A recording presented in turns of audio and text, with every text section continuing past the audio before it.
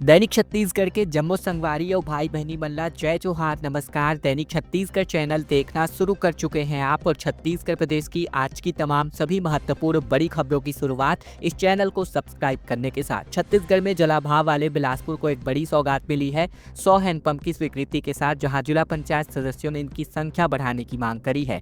बिलासपुर जिले में जल संकट की स्थिति को देखते हुए पीएचई विभाग ने 100 हैंडपंप की स्वीकृति प्रदान करी है। जिला पंचायत की बैठक में यह जानकारी सामने आई, जिसमें 75 हैंडपंप जिले के 5 विधायकों के लिए और शेष जिला पंचायत के जनप्रतिनिधियों के लिए प्रस्तावित है। जिले को कलेक्टर ने जलाभाव क्षेत्र घोषित कर रखा है, जहां ट्यूबवेल खनन पर पाबंदियां हैं। जलस्तर गिरने के कारण ट्यूबवेल की अनुमति केवल जिला प्रशासन से ही ली जा सकती है। वहीं जिला पंचायत अध्यक्ष राजेश सूर्यवंशी ने बताया कि हैंडपंप की संख्या बढ़ाने के लिए पीएचई के उच्चाधिकारियों को एक पत्र लिखा जाएगा। बैठक में विवाद भी उठा, जहां केंद्रीय राज्य मंत्री और बिलासपुर के सांसद तोखन साहू की ओर से 2 प्रतिनिधि भी पहुंचे। महिला टीचर ने अपना धर्म बदला, मुस्लिम युवक से किया निकाह और कहा कि अगर कोई भी अप्रिय घटना घटती है तो मैं स्वयं की जान ले लूंगी। बता दें, छत्तीसगढ़ में गौरेला में हिंदू संगठनों ने नगर बंद का आह्वान बीते दिन किया, जहां वजह थी हिंदू महिला ने धर्म बदल करके मुस्लिम युवक से निकाह कर लिया। हालांकि महिला ने ये अपनी मर्जी से किया। साथ ही उन्होंने अपनी वीडियो में कहा कि मैं अपनी मर्जी और बिना किसी दबाव के निकाह की है।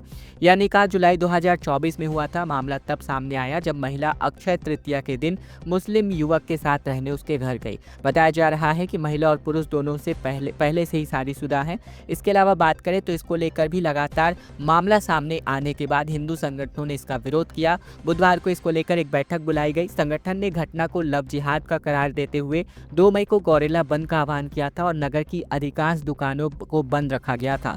सर्व हिंदू समाज के नेतृत्व में एक रैली भी निकाली गई थी, जहां रैली नगर के मुख्य मार्गों से होकर गुजरी और तहसील कार्यालय तक पहुंची, जहां संगठनों ने प्रशासन को ज्ञापन सौंपते हुए घटना की निंदा की और कार्यवाही की मांग करी।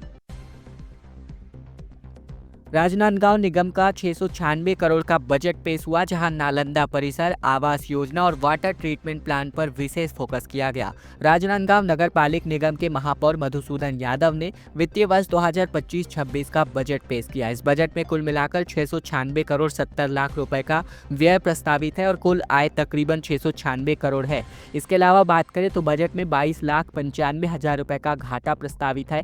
बजट में शिक्षा के क्षेत्र में विद्यार्थियों के सर्वांगीण विकास के लिए एक नालंदा परिसर निर्माण हेतु 11 करोड़ 42 लाख रुपए का प्रावधान शामिल है। इसके अलावा प्रधानमंत्री आवास योजना फेज 2 के अंतर्गत मोर जमीन मोर मकान योजना में छूटे हुए पात्र परिवारों को आवास का लाभ देने के लिए 45 करोड़ की राशि स्वीकृत करी गई है। शहर के नालों के पानी के लिए शोधित करके उपयोगी बनाने के लिए अमृत मिशन फेज 2 के भी स्वीकृति यहां पर इस बजट में प्रदान करी गई है। बिलासपुर में कांग्रेस की स्वास्थ्य न्याय यात्रा का आयोजन हुआ, जहां अपोलो हॉस्पिटल प्रबंधन के खिलाफ जमकर प्रदर्शन देखने को मिला।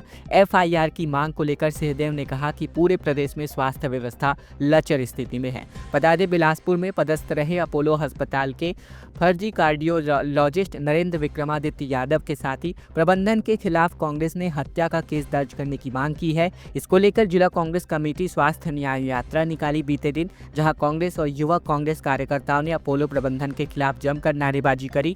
पूर्व डिप्टी सीएम सिंहदेव ने कहा कि प्रदेश में स्वास्थ्य व्यवस्था में काफी गिरावट आई है, इसीलिए कांग्रेस से यह यात्रा निकाली है। डॉक्टर के पास मान्यता डिग्री नहीं थी, वो कैसे काम कर रहे थे। वहीं पूरे प्रदेश में स्वास्थ्य को लेकर बहुत काम करने की जरूरत है। पीसीसी चीफ दीपक बैज ने कहा कि यह यात्रा प्रदेश में बिगड़ी स्वास्थ्य व्यवस्थाओं को लेकर है। स्वास्थ्य सेवा पूरी तरीके से वेंटिलेटर पर है। नकली गोली, नकली दवाएं और यहाँ तक के नकली डॉक्टर भी हो गए हैं। आम जनता भगवान भरोसे चल रही है। महानदी में मां अभियान आयोजित हुआ, जहां धमतरी में 2000 ग्रामीणों ने अपना श्रमदान दिया। बता दें, उद्गम स्थल को पर्यटन केंद्र के रूप में विकसित किया जाएगा। छत्तीसगढ़ के धमतरी में महानदी को स्वच्छ और सुंदर बनाने के लिए मां अभियान की शुरुआत करी गई है। इस अभियान में 10 ग्राम पंचायतों के 2000 से अधिक ग्रामीणों ने अपना श्रमदान प्रस्तुत किया। कार्यक्रम की शुरुआत महामाई मंदिर में पूजा अर्चना के साथ की गई और इसके बाद महानदी की आरती करी गई। अभियान में कलेक्टर और एसपी समेत स्थानीय जनप्रतिनिधि भी शामिल हुए। सभी ने महानदी को स्वच्छ रखने का संकल्प लिया और इस परियोजना का मुख्य उद्देश्य महानदी के उद्गम स्थल को एक आकर्षक पर्यटन स्थल के रूप में विकसित करना है। यह पहल न केवल महानदी के संरक्षण में मदद करेगी, बल्कि क्षेत्र के पर्यटन को बढ़ावा भी यहाँ पर देने वाली है। 809 पूर्व नक्सलियों को पीएम आवास की सौगात मिल चुकी है। पहली बार प्रधानमंत्री आवास योजना के मकान के लिए मदद दी जा रही है। बता दें, छत्तीसगढ़ में पहली बार पूर्व नक्सलियों को सरकारी योजना में घर बनाने के लिए सरकार आर्थिक मदद दे रही है। केंद्र सरकार ने बाकायदा इसके लिए छत्तीसगढ़ के लिए अलग से कोटा जारी किया है, ताकि ऐसे नक्सली और नक्सल हिंसा में बर्बाद परिवारों को एक बार फिर से नई जिंदगी जीने के लिए मकान और घर की सुविधा मिल सके। प्रदेश में ये काम प्रधानमंत्री आवास योजना के अंतर्गत किया जा रहा है। बीते दिन सरकार ने पूर्व नक्सली और हिंसा पीड़ित परिवारों को प्रधानमंत्री आवास योजना के तहत घर बनाने के लिए पहली किस्त का भुगतान जारी किया है। बता दें, छत्तीसगढ़ के विशेष आग्रह पर केंद्र सरकार ने ऐसे परिवारों के लिए 15,000 आवासों की स्वीकृति प्रदान करी है। पुराने वाहनों के लिए हाई सिक्योरिटी नंबर प्लेट अनिवार्य है। 1 अप्रैल 2019 के पहले पंजीकृत वाहनों पर नई व्यवस्था लागू कर दी गई है और अगर नहीं लगवाते हैं तो जुर्माने की कार्यवाही अब देखने को मिलने वाली है। 1 अप्रैल 2019 से पहले पंजीकृत जितने भी वाहन हैं, सभी में हाई सिक्योरिटी नंबर प्लेट अनिवार्य किया गया है। इसके अलावा क्षेत्रीय परिवहन अधिकारी अतुल असैया के अनुसार वाहन मालिकों को दी गई 4 महीने की समय सीमा की मियाद अब खत्म हो चुकी है और अब बिना HSRP वाले मोटरयान अधिनियम के अंतर्गत इन वाहनों पर कार्यवाही करी जाएगी। वाहन मालिक HSRP नंबर प्लेट के लिए cgtransport.gov.in पोर्टल पर जाकर HSRP के लिए अपना आवेदन प्रस्तुत कर सकते हैं। आवेदन में वाहन संख्या, चेसिस नंबर, इंजन नंबर और अन्य जरूरी जानकारी भरनी होगी। OTP वेरिफिकेशन के बाद ऑनलाइन भुगतान किया जा सकता है और प्लेट तैयार होने की सूचना मोबाइल पर मिलने वाली है। इसके बाद अधिकृत डीलर से ये प्लेट लगवाई जा सकती है। अचानक मार टाइगर रिजर्व में विस्थापन की तैयारी अब पूरी हो चुकी है। मुंगेली कलेक्टर ने ग्राम छपरवा में ग्रामीणों को मूलभूत सुविधाओं की जानकारी मुहैया कराई। बता दें, मुंगेली के कलेक्टर कुंदन कुमार ने अचानक मार टाइगर रिजर्व के क्षेत्र का दौरा किया, जहां उन्होंने ग्राम छपरवा में ग्रामीणों से विस्थापन पर विस्तार से चर्चा करी। जहां कलेक्टर ने अधिकारियों से विस्थापन के प्रक्रिया की जानकारी ली। कलेक्टर ने ग्रामीण को नए स्थान पर मिलने वाली सुविधाओं की जानकारी दी, जिसमें आवास, बिजली, पानी, शिक्षा, स्वास्थ्य सेवा और आजीविका के साधन शामिल हैं। उन्होंने आश्वासन दिया कि विस्थापन प्रक्रिया पारदर्शी होगी, ग्रामीणों के हितों का पूरा ध्यान इसमें रखा जाएगा। इस दौरान ATR के डिप्टी डायरेक्टर गणेश UR, वन मंडलाधिकारी अभिनव कुमार और लोरमी के SDM अजीत पुजारी मौजूद नजर आए। बालोद शहर में 2 दंतैल हाथी घुसते हुए वीडियो फुटेज सामने आने के बाद वीडियो वायरल हो गया। लंबी दूरी तय करके ये दल्ली राजहरा पर पहुंचे हैं। बता दें कि बालोद जिले के शहरी इलाके में 2 दंतैल हाथी की आमद की वजह से दहशत का माहौल है। दल्ली राजहरा में घोड़ा मंदिर के पास सुबह हाथियों की आमद से डर का माहौल व्याप्त नजर आया और इसका CCTV फुटेज भी सामने आया है।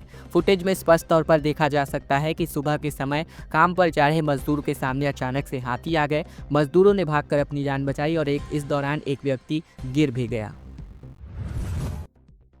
बिलासपुर में अब आयोजित होने वाली है कांग्रेस की संविधान बचाव रैली। 8 मई को सचिन पायलट इसमें शामिल होंगे। तैयारी के लिए बैच रवाना कर दिए गए हैं। संविधान बचाव रैली के लिए कांग्रेस ने अब नई तारीख और नई जगह का ऐलान कर दिया है। यह रैली अब 8 मई को बिलासपुर में आयोजित होने वाली है, जिसमें पार्टी के प्रदेश प्रभारी सचिन पायलट भी शिरकत करेंगे। पहले ये आयोजन 25 अप्रैल को दुर्ग में किया जाना था, लेकिन जम्मू कश्मीर के पहलगाम में हुए आतंकी हमले के कारण इसको स्थगित कर दिया गया। नए सिरे से कांग्रेस अब इस नई रैली के लिए नई जगह में कार्यक्रम करने की तैयारी शुरू कर चुकी है। बता दें कि इसके लिए PCC अध्यक्ष दीपक बैज बिलासपुर रवाना हो चुके हैं। साथ ही तैयारियों को लेकर आज एक बैठक भी महत्वपूर्ण तरीके से रखी गई है। खबर सरगुजा से, जहां रॉन्ग साइड से आकर कार ने बाइक को टक्कर मार दी। 3 मौतें यहां पर देखने को मिल रही हैं। सरगुजा जिले में एक तेज रफ्तार कार ने बाइक सवार दंपत्ति को टक्कर मार दी और इस सड़क हादसे में 3 लोगों की जान चली गई। National highway 43 Ambikapur Raigarh main road पर शुक्रवार सुबह ये हादसा हुआ। पति पत्नी के साथ उनके 3 महीने का बच्चा भी था, जिसने दम तोड़ दिया। मामला सीतापुर थाना क्षेत्र के बिष्णुपुर गाँव का है। साथ ही बात करें, मृतक दंपत्ति अपने बच्चे के निमोनिया के इलाज के लिए अंबिकापुर ले जा रहे थे और टक्कर के बाद तीनों उछलकर अलग अलग दिशा में दूर जा गिरे। वहीं बाइक के पूरी तरीके से परखच्चे भी उड़ गए। RTO एक्शन मोड में नजर आ रहा है। जांच के दौरान 1525 वाहनों से 52 लाख रुपए की जुर्माना वसूली करी गई। बता दें कि छत्तीसगढ़ के बस्तर संभाग के विभिन्न सड़कों में परिवहन विभाग के उड़नदस्ता प्रभारी की टीम वाहनों की सघन जांच कर रही है, जिससे चालकों मालिकों में हड़कंप मच गया है। इस पर माह अप्रैल में टीम ने 1525 वाहनों से 52 लाख रुपए का जुर्माना वसूल किया है, जिनमें से 1430 वाहनों से 19 लाख रुपए का समझौता शुल्क वसूला गया है। साथ ही 60 वाहनों से बकाया टैक्स 24 लाख रुपए की वसूली करी गई है। ओवरलोड 2 वाहनों पर कार्यवाही कर 66,000 रुपये का जुर्माना किया गया। बताया जा रहा है कि संभाग की सभी सड़कों में सीमावर्ती राज्यों ओडिशा, आंध्र प्रदेश, महाराष्ट्र और तेलंगाना के वाहनों के बेखौफ परिवहन नियमों का उल्लंघन कर रहे हैं। छत्तीसगढ़ राज्य का टैक्स बिना दिए दूसरे राज्यों की वाहनें बेखौफ चलाई जा रही हैं और इसी बाबत की कार्यवाही देखने को मिल रही है। नई सरकार के नए बजट का मंजूरी यहां पर देखने को मिला। महापौर संजय पांडे यहां बजट पेश करने वाले हैं। बता दें कि नई शहर सरकार में शहर का पहला बजट अब सामने आएगा, जहां महापौर संजय पांडे आज सुबह 11 बजे सदन में अपना बजट भाषण प्रस्तुत करेंगे और इस दौरान 250 करोड़ से ज़्यादा का बजट प्रस्तुत करेंगे। बजट में सबसे बड़ी घोषणा इंद्रावती में बैराज के निर्माण की है। 80 करोड़ रुपए की लागत से निगम इंद्रावती बैराज बनाने वाला है। खड़क घाट में निगम का इंटरवेल स्थापित है, जहां तकरीबन बैराज का निर्माण प्रोजेक्ट तैयार कर लिया गया और इसे स्वीकृति के लिए जल संसाधन विभाग को भी भेज दिया गया है। बता दें कि 250 करोड़ के बजट में दलपत सागर और गंगा मुंडा के सौंदर्यीकरण व अन्य कामों के लिए भी 15 करोड़ का प्रावधान किया गया है। बता दें जगदलपुर निगम का ये बजट प्रस्तुत होने वाला है। छत्तीसगढ़ का पहला एआई डेटा सेंटर ओपन होने जा रहा है। सीएम साय आज पार्क नवा रायपुर में इसका भूमि पूजन करने वाले हैं। छत्तीसगढ़ के रायपुर में मुख्यमंत्री विष्णुदेव साय आज 11:30 बजे अटल नगर नवा रायपुर स्थित सेक्टर 22 यानी सीबीडी रेलवे स्टेशन के निकट एआई डेटा सेंटर का पार्क का भूमि पूजन करने वाले हैं और इस अवसर पर विशेष अतिथि के रूप में वाणिज्य, उद्योग और श्रम मंत्री लखनलाल देवांगन, वित्त, आवास और पर्यावरण मंत्री ओपी चौधरी मौजूद नजर आएंगे। इस AI exclusive data centre park के लिए लागत तकरीबन 1000 करोड़ रुपए होने वाली है। यह 13.5 एकड़ में विस्थापित होगा। साथ ही बात करें तो इसके लिए तकरीबन 2.7 hectare area special economic zone के लिए विकास के लिए यहाँ पर दिया जाना है।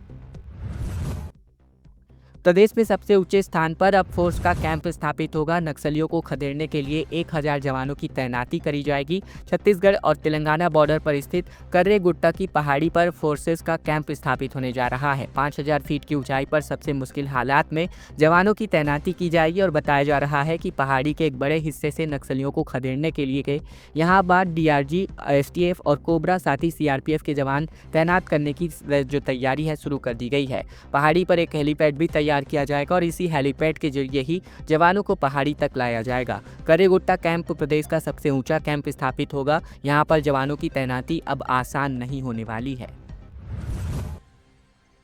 अकेला होने की वजह से हाथी आक्रामक नजर आ रहे हैं। 2 ग्रामीणों को कुचल दिया गया।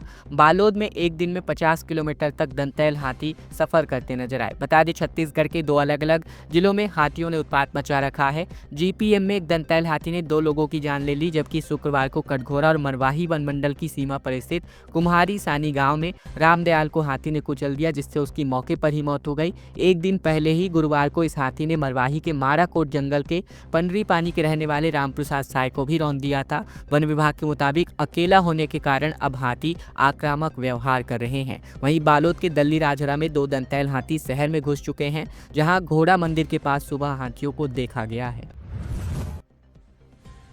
रायगढ़ में संजय कॉम्प्लेक्स से दूसरे दिन भी अतिक्रमण हटाया गया। निगम ने नालियों के ऊपर बनाए गए अवैध कब्जे को तोड़ा और मलबा हटाने का काम शुरू कर दिया गया है। छत्तीसगढ़ के रायगढ़ नगर निगम में संजय कॉम्प्लेक्स दैनिक सब्जी मंडी से अतिक्रमण हटाने की कार्यवाही करी गई। दूसरे दिन भी निगम अमले ने नालियों के ऊपर चबूतरा और अन्य तरह के निर्माण अतिक्रमण को हटा दिया। इसके अलावा मलबा उठाने का काम अब किया जा रहा है।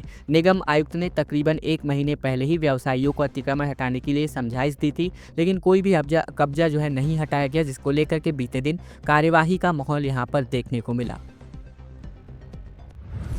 3100 रुपये में धान खरीदा और बेचने के लिए 2000 रुपये तक की नौबत नहीं मिल पा रही। पूर्व सीएम ने इस पर कहा कि कहने भर को ट्रिपल इंजन की सरकार, दिल्ली में इनकी एक नहीं चलती। छत्तीसगढ़ सरकार ने किसानों से 3100 रुपये प्रति क्विंटल की दर से धान खरीदा, लेकिन अब नीलामी की रेट इतने गिर गए हैं कि 2000 रुपये तक की बोली मुश्किल से आ पा रही है। यानी सरकार को हर क्विंटल पर तकरीबन 1000 से लेकर 1200 रुपये तक का घाटा उठाना पड़ सकता है। इस पर पूर्व मुख्यमंत्री भूपेश बघेल ने कहा कि प्रदेश में कहने भर को ट्रिपल इंजन की सरकार है, असल में छत्तीसगढ़ सरकार की दिल्ली में कुछ नहीं चलती। अगर केंद्र सरकार अपना पूरा धान का चावल उठाती नहीं है तो नीलाम नहीं करना पड़ता और फिर प्रदेश को नुकसान नहीं होता। धान नीलामी में घाटे को लेकर कांग्रेस के आरोपों पर बीजेपी ने किसान मोर्चा प्रभारी और पार्टी प्रवक्ता संदीप शर्मा ने कहा कि कांग्रेस शासन में घोटाला करने के लिए हाथियों को किसान की मेहनत का धान खिलाया गया था।